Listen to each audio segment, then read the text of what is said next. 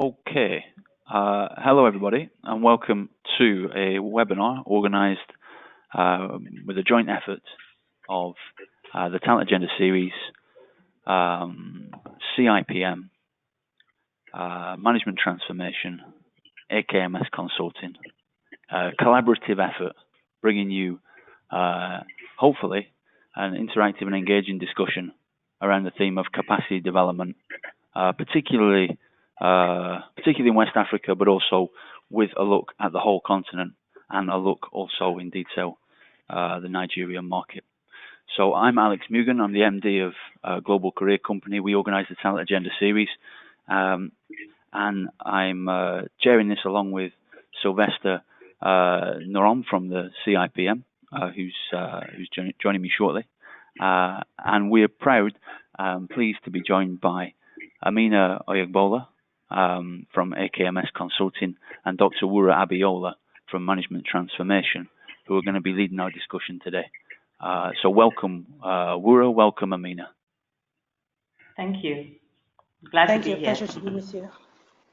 Thank you. You're very nice. It's I don't know where here is. So here is the ether. Here is the ether, and we are connected from thousands of miles apart to bring you this discussion.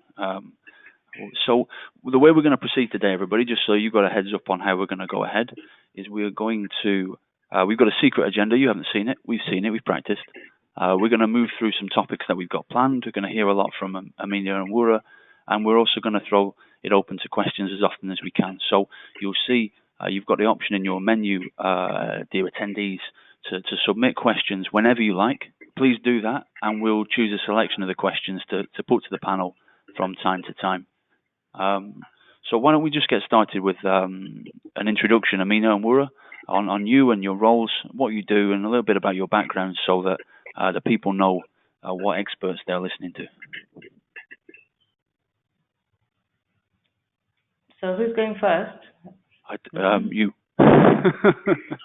Okay, right. So thank you very much. I'm glad to be here. My name is Amina Oyagbola. I'm the managing consultant of AKMS Consulting Limited.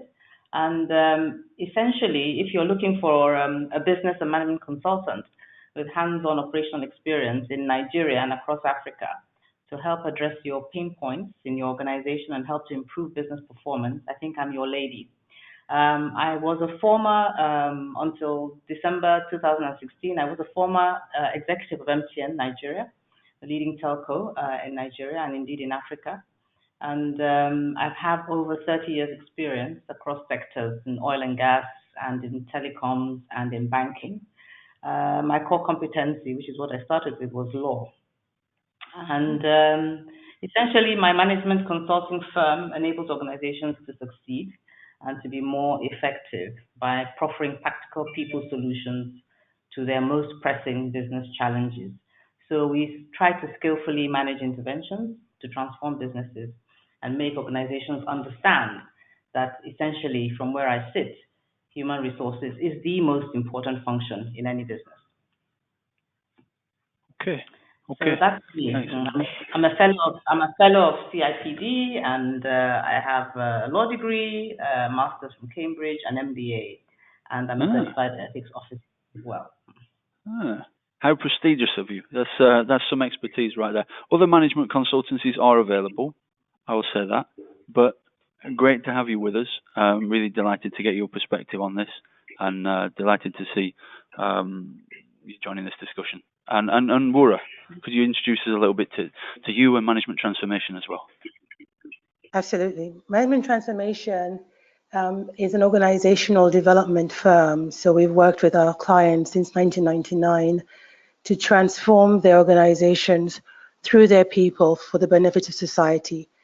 That gives us very focused on the kind of work we do, where we help clients with very specific interventions that may start with people issues, but quickly look at the broader picture to make sure that there's full alignment around the three layers of an organization: their people, their teams, and the institution as a whole. We work largely in the private sector, but about 40% of our work over the years has now been tilted towards the public sector, just to ensure that there is impact, a sizable impact for society to really move forward. So myself, I have a PhD in organizational behavior. I worked at McKinsey and Company back in New York and London before I set up my firm in Nigeria.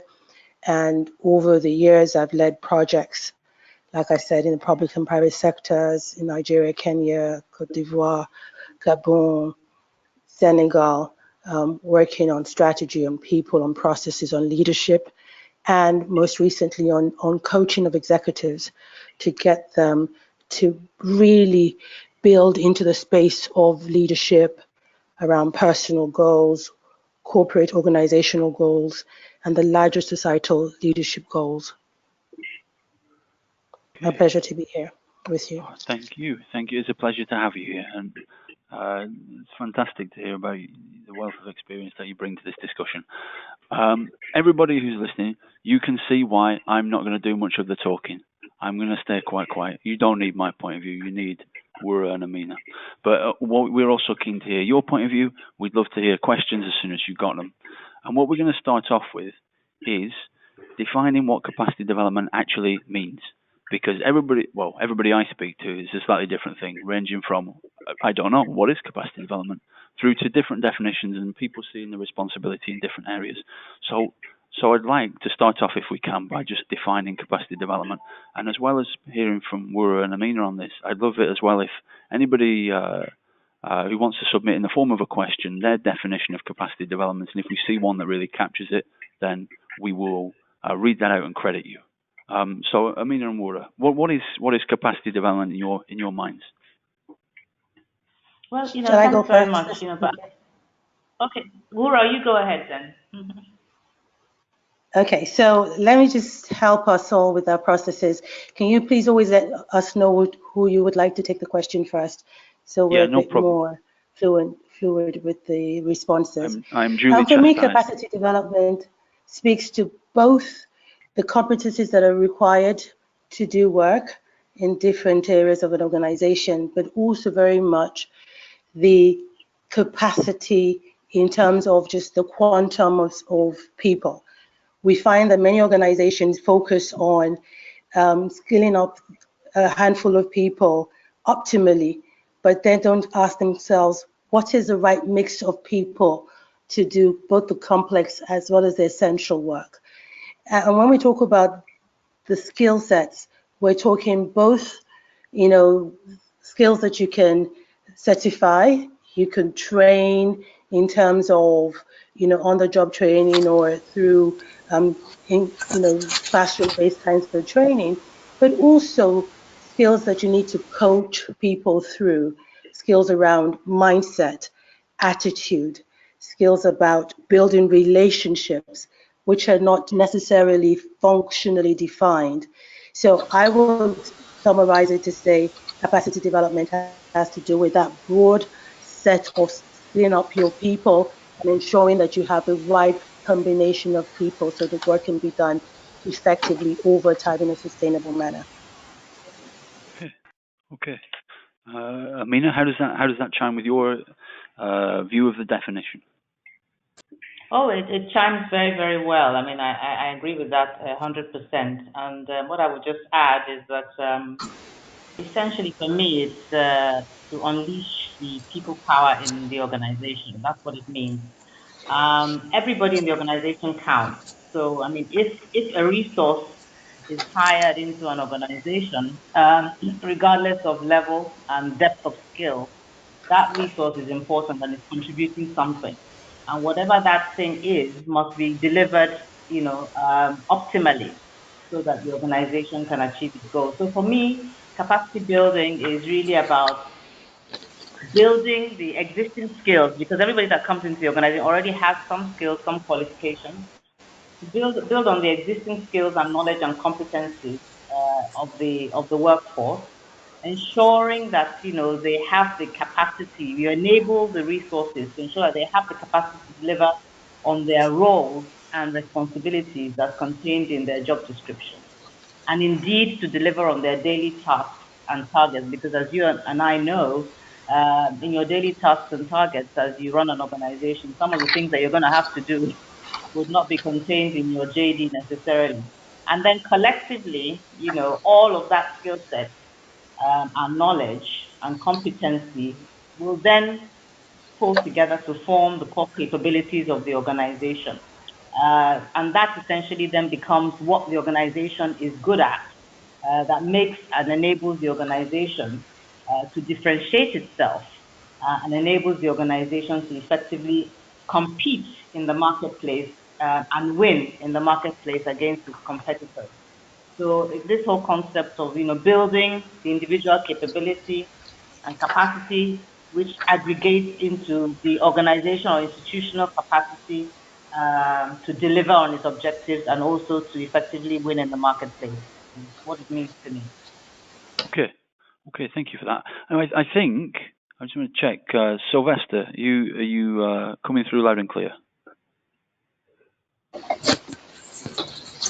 Okay, not just yet. All right, the technology's telling me fibs. So, Wura and Amina, I mean, listening to the definitions, I'm hearing capacity development as the assessment and creation of capability within the organization to deliver to its maximum potential, to deliver what it needs to be good at. Is there an element of capacity development, and maybe I'll put this one first to you, Wura, that is also connected to the labour market? So rather than being organizational, is actually connected into what talent is available in the market and how do we grow the potential of that talent? Absolutely. I maybe should have mentioned that I also lecture at one of the universities in Lagos, where I lecture in the area of organizational development from the undergrads to, executive MBA programs. Essentially, you create capacity in your organization as a result of what you are able to attract from the larger labor market. So there is a very important handshake between what's available in the larger market, your ability to identify the skill sets that you need as best as they are available, and then your ability to further develop them within the context of your unique business environment, your culture, your core competencies, what it takes for you to be unique in the marketplace and to compete and to win. But the starting point usually has to do with the quality of labor that is available.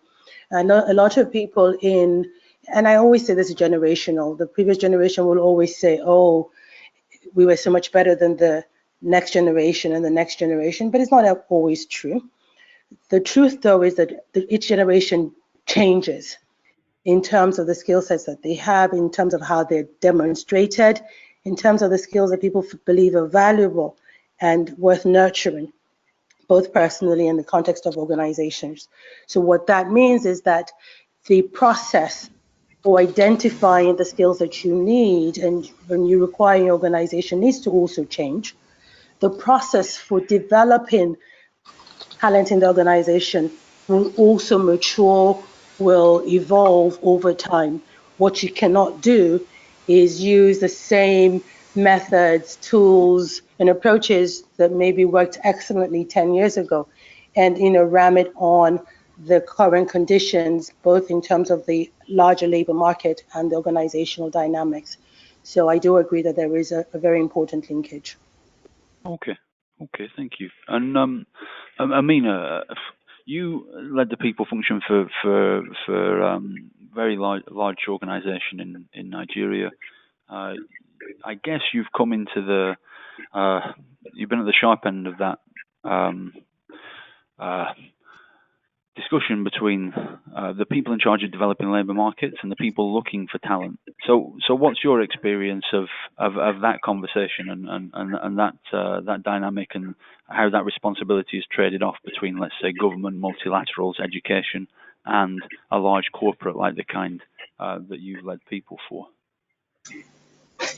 Well, as Wura has, very eloquently said, at the end of the day, the whole concept of talent acquisition, talent attraction is, dependent on the quality of talent that is available in the marketplace, both locally and abroad.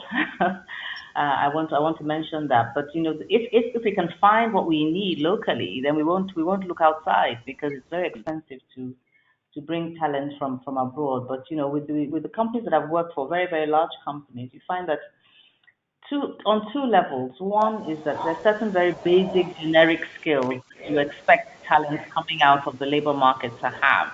Unfortunately, the general decline in our educational sector in Nigeria has affected, you know, the quality of talent in terms of the verbal and numeric skills that, you know, that come out. So basic skills, they may have the technical competence. So if, for instance, you're hiring an engineer, he may be a good engineer technically, but he might just not have those soft skills, ability to write, ability to speak and communicate, you know, may not even necessarily also be sufficiently well socialized. So you find that often when you go through the hiring process, many organizations, many multinationals have had to actually institute their own internal testing mechanism, which serves as a filter to try and ensure that, you know, you really bring in the best of the crop. But in addition to doing that, when you now bring them in, you have to go through a whole process of induction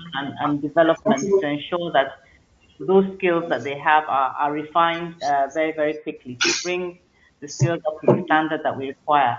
So I think there's a lot of work to be done on the education side, not just at every level, from the primary to the secondary to the tertiary institutions. That's on the one hand. On the other hand is to say, and I think Wura touched on this, is the fact that, you know, the market is changing and changing very, very fast. You know, we're in a, you know, in a volatile, uncertain, you know, complex, ambiguous environment that is changing rapidly.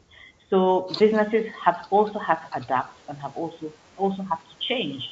And the kind of skills that we need, that many businesses require today, are not the same skills that they necessarily required 10 years ago. And the question is, you know, the issue is that many of the institutions have not changed their curriculum, you know, to meet with those requirements. So there are shortages in certain critical areas. So I think, you know, I think government is alive to that responsibility, and I could see in the ERGP, the Economic Recovery and Growth Plan of the federal government in Nigeria, that, you know, some of these issues are being tackled in that medium-term plan. Okay. I mean, I think it's quite interesting, and I think we'll come on to it, because we got to make sure in this discussion we cover a couple of things. One thing we got to cover is relationship between multilaterals, government, education, business, possibly from a CSR point of view. I think part of our audience wants to hear about that, and I think part of our audience also wants to hear about the practical aspects of development, selection, assessments, in order to kind of work around the capacity development challenges. So I think we'll move to the practical aspects quite soon. So if you're wondering about that in the audience, that's coming up shortly. But I'd like to just like to see what you both think about. You talked there a little bit, Amina, about the advent of new skills, the importance of new skills. It's quite interesting to see that now, while government might be reacting to that, a lot of the capacity development around new skills, so this might be, you know, digital skills, IT, is being taken up as a kind of semi-CSR, semi-marketing initiative by the major global ICT providers. So I'm thinking of IBM's Digital Nation Africa program or Microsoft's For Africa program. How would you think that, you know, looking at a program like that, Wura, maybe again to start with, how do you think that a program like that positively contributes, but also is it an indictment of education and government?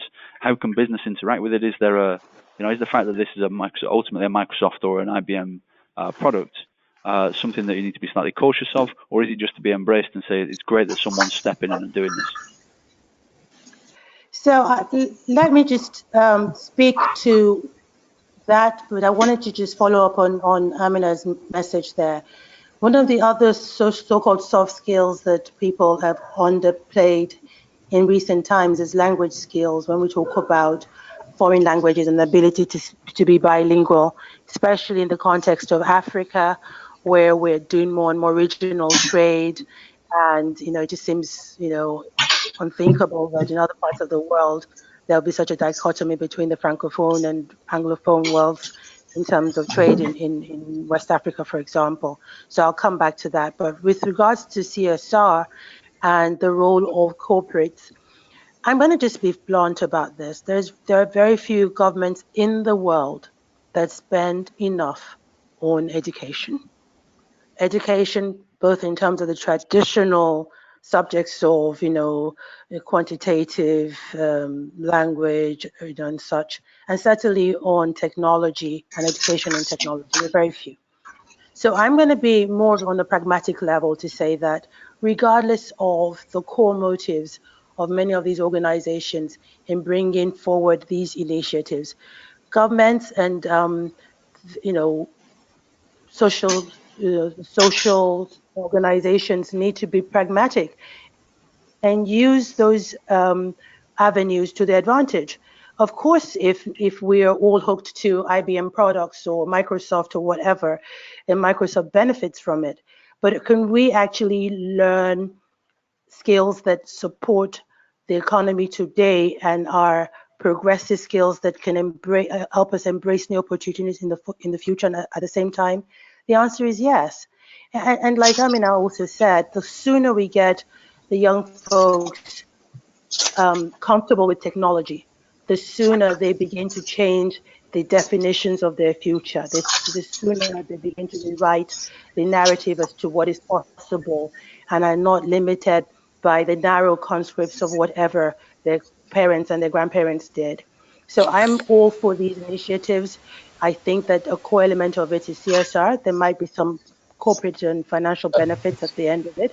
But as users, as governments, as NGOs and such, we must embrace them and use them positively to really reshape the opportunities for the next generation.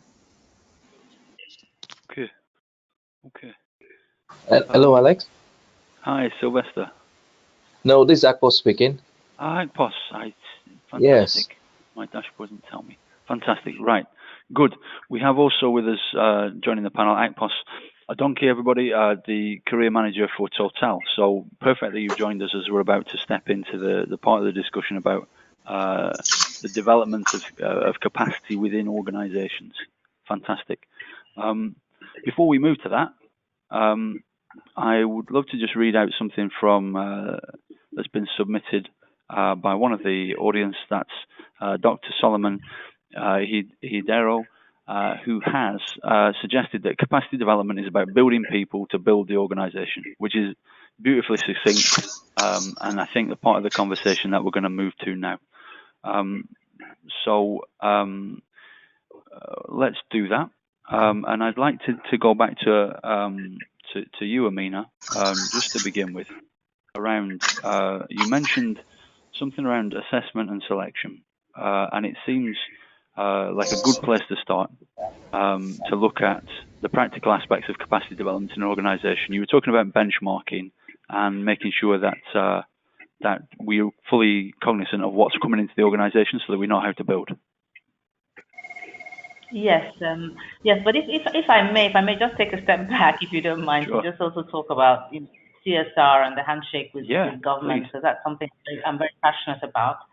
And to say that, whilst I agree with Wura's comments, but I think, it's really, really important that, private sector partners with government as much as possible in its own enlightened self-interest. So I believe in public-private partnership from a CSR corporate citizenship point of view, especially in the areas where we have pain points.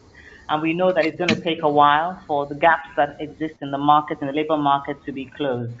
So, for example, when I was with Shell, Shell invested with some of the other oil majors in setting up a technical school, in Port Harcourt. And through that technical school, they were able to build some technical skills that they required for their own industry, for themselves, and for the larger industry and the marketplace. And I really think that's the way to go, because governments clearly cannot do everything. So I think there's a lot of opportunity there. I don't think the handshake is sufficiently strong. And I think that handshake needs to be strong, not just in country, but also across regions in Africa. So we should use the existing regional structures of NEPAD and so on and so forth, and the African Union, and try and ensure that where there is synergy and similarity across countries, why can't we pull together, and make the investment that is required to build the capacity that we need to enable Africa to rise. So that's my comment on that.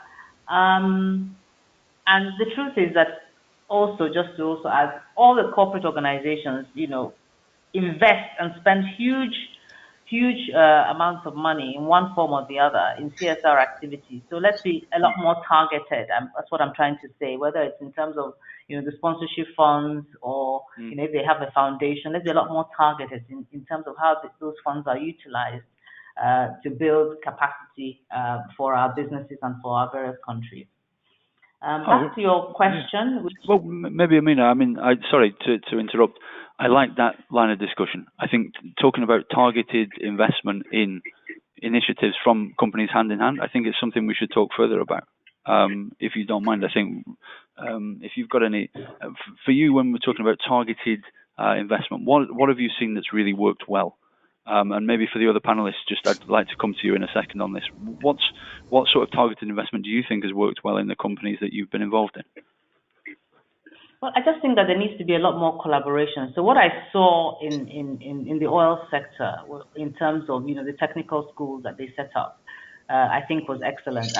In telecom, for example, MTN has done a fantastic job in setting up the MTN Foundation and has three focus areas, which is education, healthcare, and economic empowerment. And within the healthcare, within the economic empowerment domain, and also within the education domain, they have tried to enhance the capability of children in secondary schools by deploying digital tools and digital aids for learning.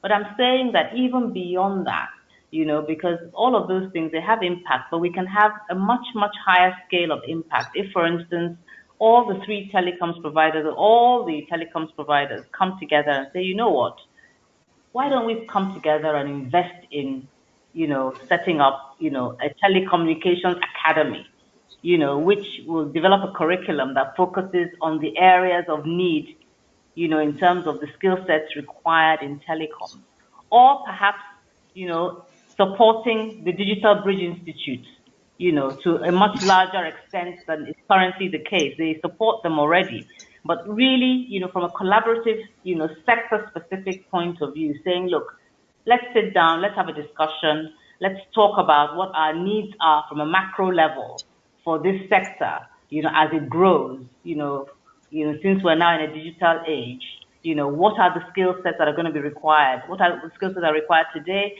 What's going to be required in the medium term? What's going to be required in the long term? And let us come together as a sector to see how we can partner with government, and invest in what is required, which will now become a feeder pool even for us in the future. The rising tide lifts all boats. May I just also chip into that? There's another angle is some of the work that's been done in the universities. So you will see, like Amina said, fragmentation where, a particular company, like the telecoms company, funds a lab in a particular university. But wouldn't it be much greater, the scale much larger, if a whole bunch of companies come together and jointly invest in that kind of enterprise where the labs would be even better in terms of just the technology that's available, they'll be able to reach more students, and the ecosystem that really gets impacted becomes larger. So the ability to collaborate can happen through and with government, but also with some of these educational institutions. Some of the, like CIPM would be another good pivot point to harness interests across the sector for HR and HR-related issues, for example. I think it's a good point. And then just to add also, sorry, Wura, just to also build on Wura's point, I just remembered, for instance, we were approached when I was still, with MTN by a particular university, I think the University of Ibadan, to say, look, they wanted to engage with, stakeholders across the telecom sector, and they wanted sponsorship for that engagement. And I latched onto that immediately at the time with members of my team to say, this is a great idea. So a stakeholder forum was held, and the whole objective was that the university wanted to engage with all the players, in the telecom sector to say, look, what are your needs? How can we design our curriculum? Give us feedback. And if they hadn't had that feedback would never have been obtained. You see, if they didn't initiate the process, I'm saying, let's reverse it. Let big business begin to initiate that process and drive it directly. Okay, Akpos, you're on the line with us. I mean, we should hear a total perspective on this as well, and maybe just before launching that, just give us a quick the quick elevator pitch on Akpos Adonkie, and just so that we understand where you're coming from. Okay, Akpos Adonkie is the career manager, so I build internal capacity for Total in our operations métier. So what I do is training, development, recruitment, and succession planning for our management pool. Fantastic. And your perspective on the involvement of business driving capacity development and partnerships and things of that sort. Yeah, the total angle is always in the area of transformation. So when we look at the angle of business driving partnerships, we try to look at transforming the mindsets first of all, to ensure that everybody is in tune with having a more sustainable approach in arriving at the goal of developing people in different manners, so that they turn out that society gains. So we have already done that with University of Port Harcourt, where we have developed an institute that gives high capacity training to graduates for the oil industry in general. I mean, I already mentioned that there was a technical program, but this is now for engineers, developing them for high capacity levels in the oil and gas industry. And over 470 people since we started have gained jobs in different areas and grown their communities in leaps and bounds.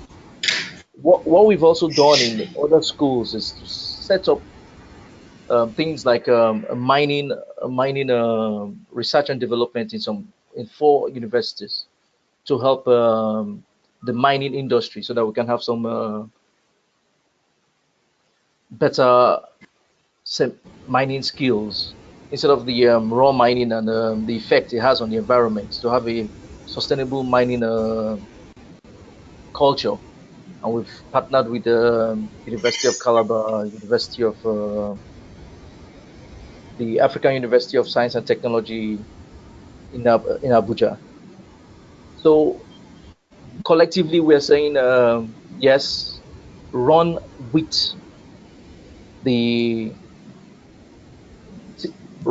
universities, do a better job to provide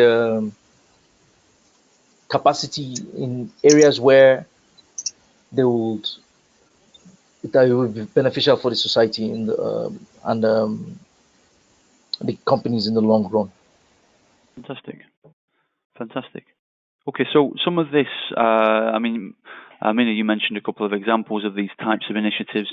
Akpos is part of a company that is involved directly in doing that, and we've come on a little bit there to the issue of soft skills around the technical skills, which you brought up before. So maybe we could, move into now from a practical point of view, capacity development inside the organisation.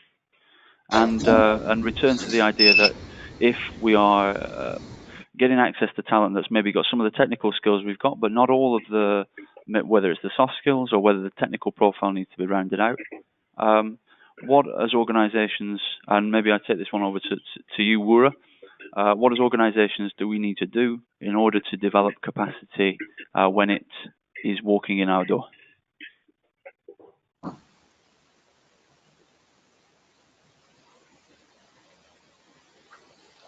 Wura? Thank you. That's helpful. I guess my first disclaimer is to say that I take this question from perspective solely as a consultant, and we've done work, like I said, with all sorts of clients from very small companies that were startups to multinationals that have 3,000 staff members in one country and tens and tens of thousands, if not hundreds, across the world. So the first point there is that there isn't one size fits all. There are just some guidance that one can give in terms of what generally works. The other caveat is to say that there are also resource constraints that people tend not to think through and maybe design programs that are elaborate and fancy, but really they can't execute because they just don't have the resources, both the human capital as well as everything else to do so. But what does work? What have I seen work over the years? The very first one is that as a member of staff is coming into the organization, no matter how thorough and rigid your frameworks are on competencies and your competency models are, an organization that does not look at each individual as, a different person, a unique person in that equation will generally not optimize the inputs of that person, will not optimize their approach to understanding that person's desires, their passions, what they're good at. And an organization that then says that no matter who that person is, because they've gone through this very rigid process of hiring, must be promoted every 2 years and must follow this particular career path or the other, again, will not get the best out of them, because there's some folks that would have sat in the same position for 3 years because they were late bloomers and then grow very quickly when they're with their confidence and start getting promoted very quickly. And there'll be some that, maybe were high flyers in the first, second year, and somehow the other peak too quickly and falter for a while and such. So the first thing is understand, your individual staff and talent quite well. Bother to get to, open the hood and see what really moves them, what they're good at, what they want to be good at, what their passions are, and also be prepared to design quite flexible development paths for them and help them grow along the way. And if you remember also that we don't all learn the same way. There's some of us that can learn by listening, others have to do and make mistakes, others, so whichever way, the programs have to be sufficiently flexible to ensure that we move our people along that career path, in their own, at their own rates, within reason, and so that they can be accomplished and they can also help the organizations accomplish their goals and aspirations. The last thing that I've always found is the missing link between a really good development pathway in an organization and a not so good one is the extent to which the top leadership is interested and concerned about it. If it is just something that HR needs to do and tick a box from time to time, chances are some of the difficulties that we're talking about in terms of getting it right may not necessarily be done as well as one would like. But if there is somebody quite senior for whom it is important, where they advocates for the budgets, for the time and pain that is required to get it right, then you usually get better success. So those are really my three thoughts on that. Thank you. That's succinct. Amina, I'll probably come to you with this and then also maybe bounce this back to you, Wura. There's a question that's come through. Touches slightly on something you mentioned, Wura, which is that, quoting the question now, SMEs form a critical mass for the economy, but most of them do not have structured training for new employees, especially for fresh graduates. this usually affects the quality of output and indirectly limits economic development. Would it be acceptable, or I guess would it be potentially possible, to create a national framework that ensures all employers have structured trainings for new staff? Now, I guess we could take this question in a couple of ways. We could look at what can an SME do to get structured training, because it's not easy for an SME. And we could also take the specific suggestion here of, is there a way that a wider body could get involved in putting that structure in place? So, Amina, I'd send that one over to you first, and then take it around the rest of the panel.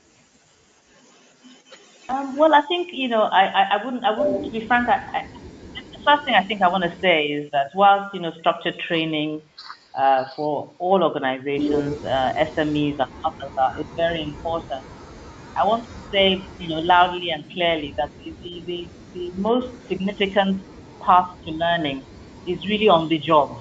Yeah. Okay, and so training is important, yes, but the real training is on the job, and that normally forms about 70%. As a matter of fact, 5%, in the organizations that I worked with, we had a 70-20-10 model, and 70% is informal on the job experience based training. So if you're properly inducted into an SME, that's a form of training. So how you welcome after you hire somebody, how you welcome them into the organization, what information is communicated and passed on to them, who spends time with them and gives them the tools of work and ensures that they communicate effectively and set the expectations very clearly and give them guidance on the values of the company and so on, which will set the tone around the culture and so on. It's very, very important. That's a form of training. So the induction process is absolutely critical. And then, of course, along the way, the 20% would then be the coaching and the mentoring.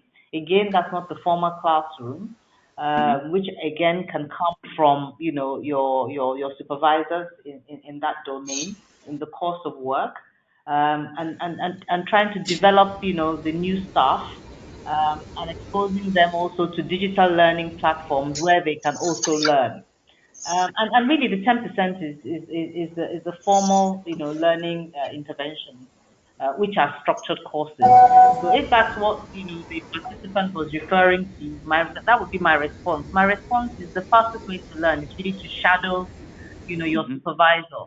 So the prayer for me always is, I pray that I will get a supervisor, a competent supervisor who is interested in developing others. And I think Wura touched on this whole issue of leadership. So how interested the leadership of the organization is in people management and in developing people, then becomes very, very important.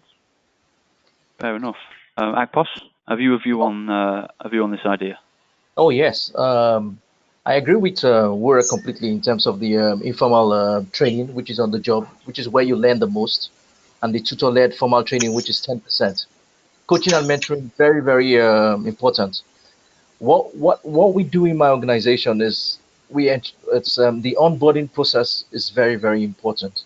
The onboarding process is where you actually attach to a tutor and a facilitator to help you onboard for close to 6 months, so that you get a feel of the organization, the job, and the networks that you probably need to succeed on your job.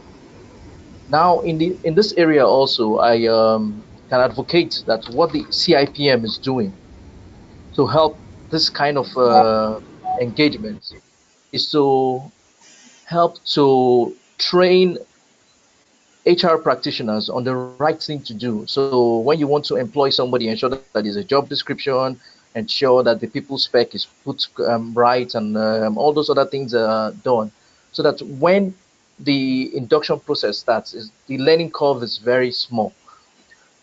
The other bit is doing is to work with SMEs to have an HR process in place, because what you see is with most of the SMEs is the structure is not there. So if the structure is not there, it is very, very difficult to have a person that is going to come in and understand what is going to do, because the induction is not even part of the staff recruitment process.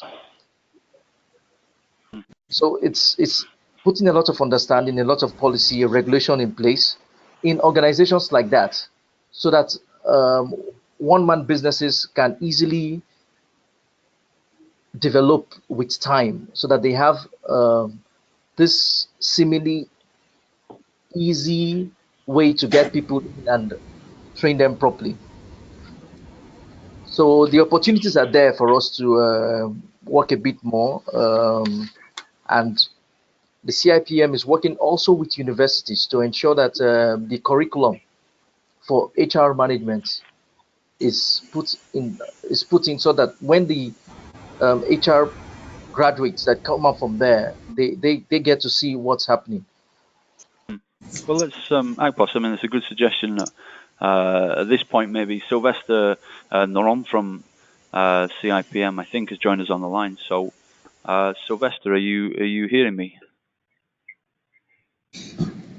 Hello, Alex. Hi, Sylvester. So Sylvester Naram is the head of learning and development for CIPM. I think this would be a great moment to understand a little bit more about Sylvester's point of view on how some of the structures that Akpos is talking about can be put into, especially the SMEs, by CIPM working with HR professionals and also with the rest of the business leadership. Hi, Alex. Hi, Sylvester. Can you hear me? Can hear you very well. Hello? Hello, Sylvester. Okay, yeah, thank you very much. Okay, so Akpos has pretty much spoken a lot about CIPM initiatives concerning development of standards. Right now, there is a product, a CIPM product, ready to market that is being developed that will help SMEs to take advantage of CIPM products, students who come in through the examination route, so that they can fit into the industry.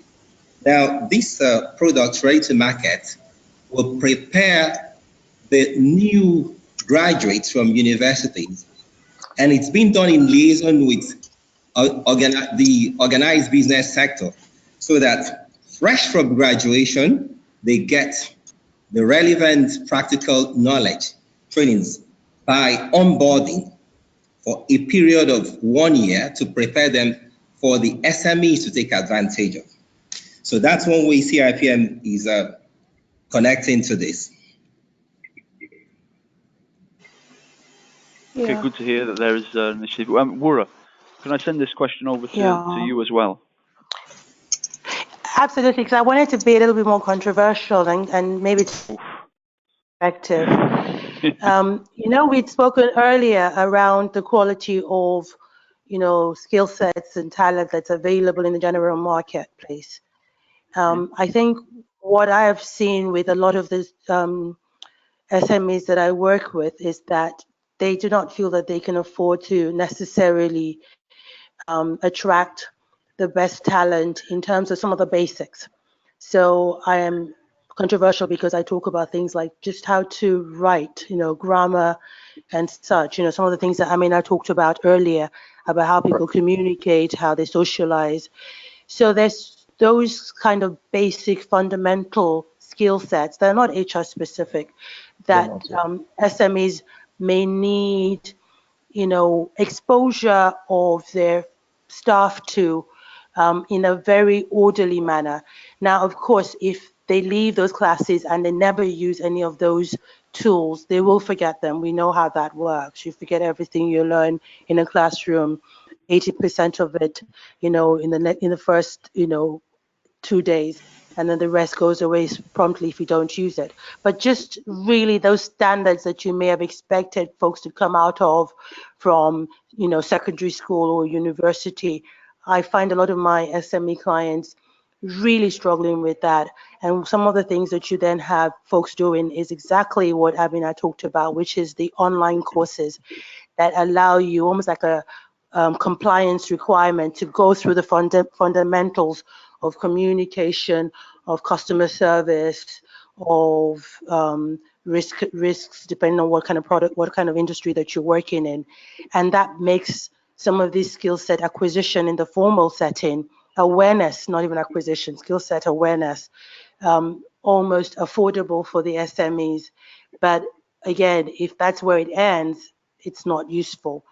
The staff must be aware, and then their supervisors must help them internalize those skills, and which is what I think we've been talking all about. So I think one of the things that really has been helpful to my SME clients are the e-learning modules that are now out there that, commoditize some of the basic foundational skill sets that, we take for granted, but many people don't leave formal education with.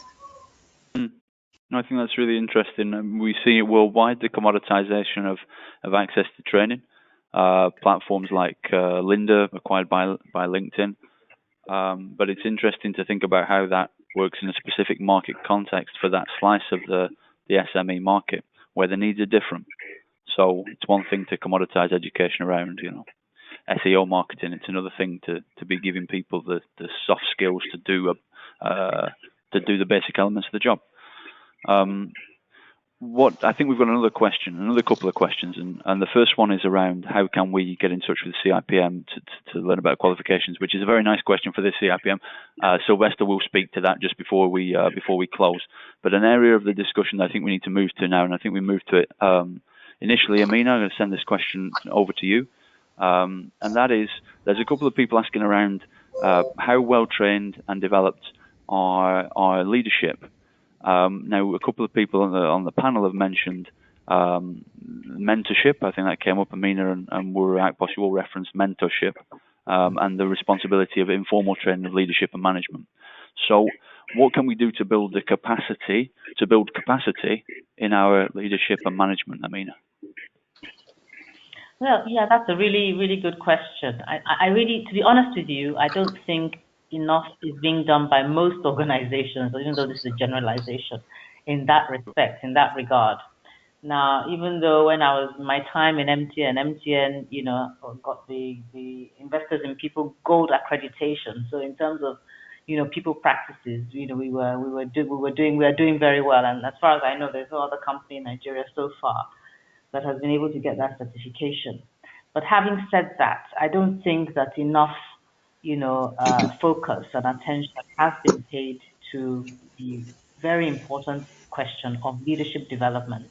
And I also don't think that most organizations have gone to the depth that they need to go to in terms of managing their talent. And again, when I talk about managing their talent, I'm talking about, skill gaps and really preparing talent for that very next important, strategic, critical, or high impact role. With all due respect, I don't think enough is being done in that regard. And the reason is simple. I mean, a lot of companies are very short term in orientation, and it's a battle, a continuous battle, and it really should not be, because we need to really focus on selling the message to businesses and to business leaders that you cannot be successful. It is your people that make you successful, and it's the quality of the people that you have that will make you successful. So back again to this whole subject of building capability and capacity development. What you see typically is that people just get thrown into these roles, and it's not a question of them saying, "Oh, we're putting you in a stretch assignment." You just get thrown into the roles totally unprepared, by way of a proper development program. I'll just take a step back to say, okay, in MTN, we had, some what I would call generic programs. We had generic programs that spoke to building leadership capability. And it would start, at the lower levels. There was a REACH program. And as you got into the mid-level stage, manager, senior manager, there's the LEAP program, which was generic and an excellent program. And at the very senior level stage, at the general manager, level 4, level 5, executive level, there was the Global Advancement Program.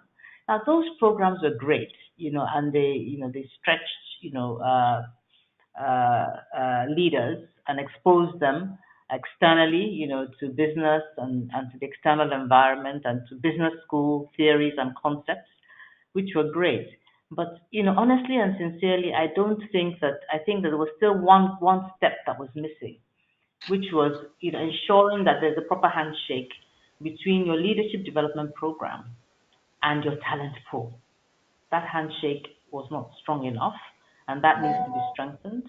And my experience across sectors is that, a lot more work generally needs to be done, in that realm. So I think, there's so much opportunity on the leadership development, in the leadership development arena. Before I left in MTN, we introduced a program which we call the Leadership Experience Framework, which was, to really, broaden and expose senior management, to various training and programs that we felt that they needed to enhance and hone their skills in readiness for leadership, but it was more generic in nature. And but we tried to tie that to the individual development plans and to the performance management system. So it's an area that I think, presents huge opportunity for consultants, for all of us, for people professionals. And I think that is what will take, Nigeria and Africa to that next level when organizations, not just in the private sector, but also in the public sector, begin to take leadership development a lot more seriously. Fair enough. Fair enough. Wura, can I get your thoughts on this? I mean, we're going to try and wrap up in the next 10 minutes, but your thoughts on what we can do to develop management to be good developers of people. I think honestly, Amina's really hit everything on the head. The only thing I will add, so as not to repeat anything she said, is also the link between the development agenda and performance management. Many times we pay lip service to the fact that we want our managers to also be good leaders of people and of the business. But by the time you look at the performance management tools and performance appraisal tools, you find that that is not necessarily given pride of place. So I think the additional input is just to say that if leadership is important and leadership competencies as well as demonstration of ability is important to organizations, then we must see it have a more pronounced weight in the performance management equation. Thank you. That's good. I think it's a great point.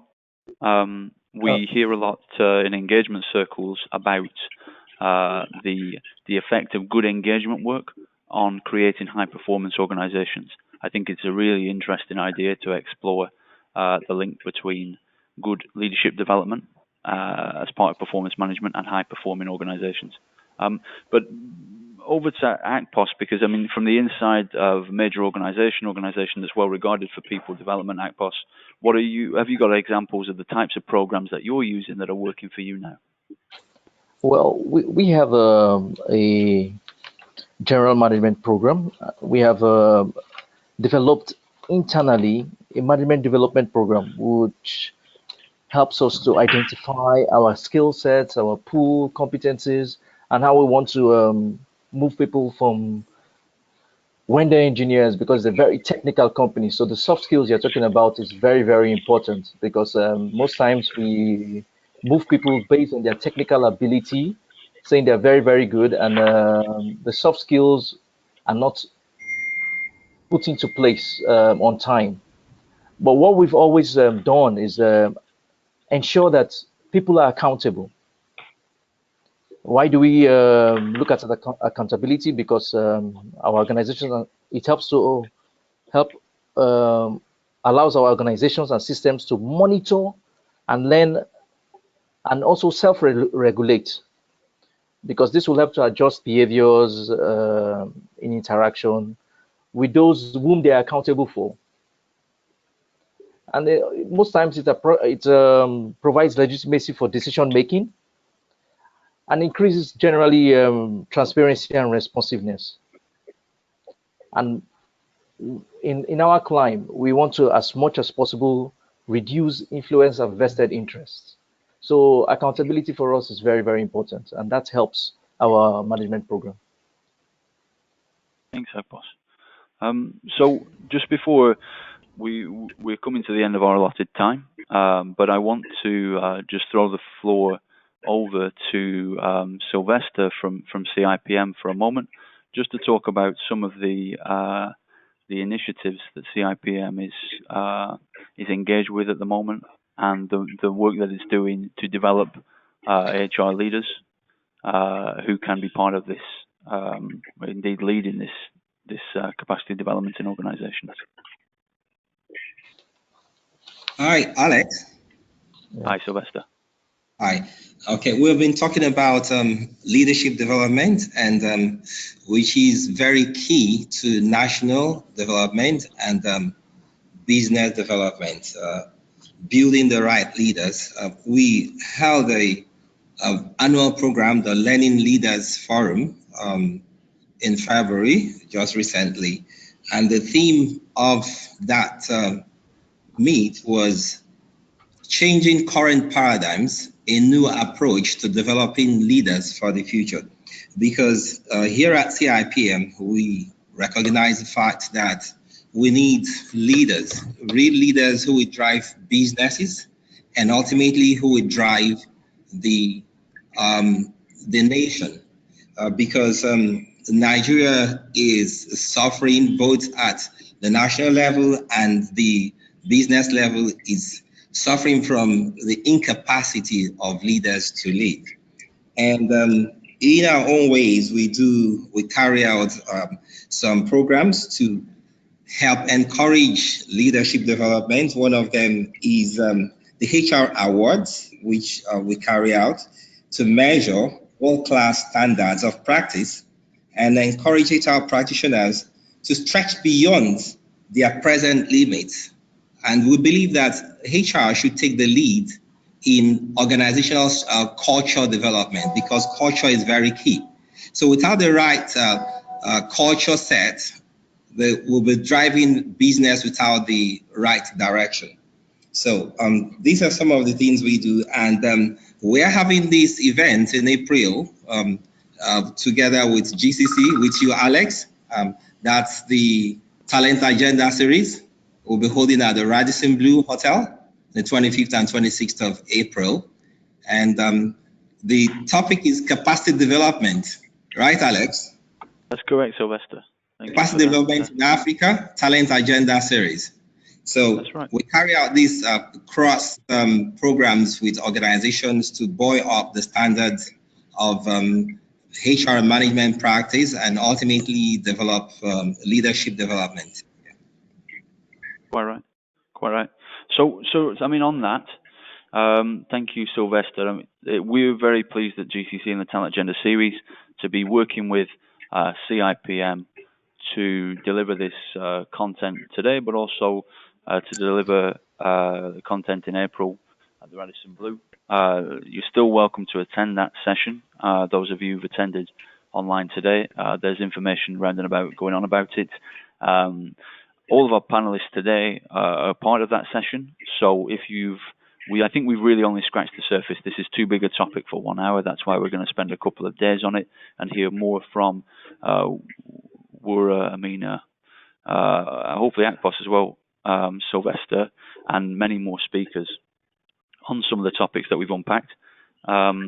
Just to summarize what we've talked about today, and maybe signpost some further discussion, some areas where you can get in touch with our panel directly, and certainly some areas where you'll hear more about at the conference later next month, 25th and 26th of April, the Radisson Blu in Lagos. We have talked about the importance of cross-sector initiatives to push up local talent pools, the rising tide lifting all boats, and the need to work together across sectors, to work with universities, to work with government, to put programs in place to get the most out of local talent pools. We talked about the necessity of flexible career paths so that people can take what they're learning, be promoted, move across different areas. We've talked about the criticality of leadership and mentorship as a first port of call in capacity development within organizations, and we started to talk about what you can do about that and some initiatives to develop leaders. I think we'll unpack that a great deal more in the next discussion. And we've talked about potentially linking high-performing organizations to the work that they're doing to develop their leaders. So we've approached the end of our hour. I just want to say from GCC and the Talent Agenda series, an enormous thank you to Dr. Wura Abiola from Management Transformation, Amina Oyagbola from AKMS Consulting, Akpos Adonkie from Total, and Sylvester Noron from the CIPM, who've organised this event with us, for your contributions and your wisdom around capacity development and people strategies for organisations. Thank you very much. Thank you to everybody who's attended, for listening, for your attention, for your questions, and we hope to see you next month at the conference so that we can take this discussion further. Thank you all once again, and have a wonderful rest of your day. Thanks, Alex. Thank you, Alex. Bye. Thanks. Bye, everyone. Bye, everyone. Bye, everyone. Bye, everybody. Thank you. Amina, bye-bye. Bye.